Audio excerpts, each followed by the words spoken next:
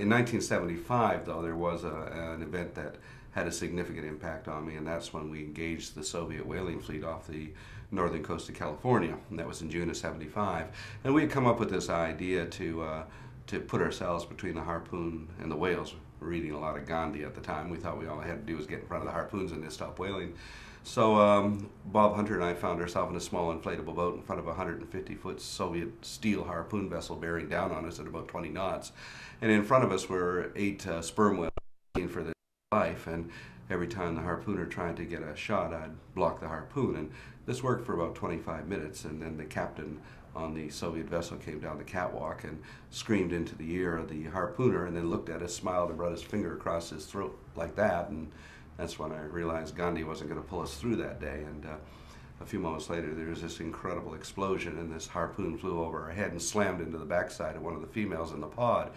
And she screamed. It was like a woman screaming, and she rolled over on her side in a fountain of blood. And suddenly, the largest whale in that pod slapped the water with his tail and disappeared. And he swam right underneath of us, threw himself out of the water straight at the harpooner on the Soviet vessel to defend his pod. But they were waiting for him, and they had an unattached harpoon, and pulled the trigger, and at point blank range struck the whale in the head, and he fell back screaming and rolling about in agony on the surface. And as he did, I caught his eye, and he looked straight at me.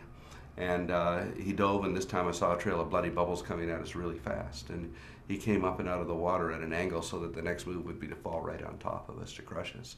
And as his head rose out of the water and I looked into his eye, which was right there, an eye the size of my fist, what I saw there really changed my life, because I saw understanding, that the whale understood what we were trying to do, because I could see the effort that he made, and he pulled himself back and his muscles tensed and he began to slide back into the sea. I saw his eye disappear beneath the surface, and he died. So he could have killed us and chose not to do so. So I feel personally indebted to that whale, that I'm still alive.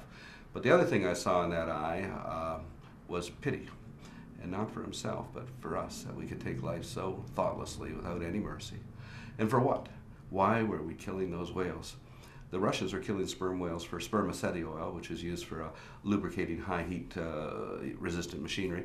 And one of the products that were being made with it was intercontinental ballistic missiles. So I said, here we are destroying this incredibly intelligent, socially complex creature for the purpose of making a weapon meant for the mass extermination of human beings. And that's when it just struck me. We're insane. As a species, we are totally insane. And from that moment on, I said, I'm not doing this for people. I do it for them. So ever since, our clients have been whales and sharks and dolphins and seals and fish. So that really puts us beyond criticism.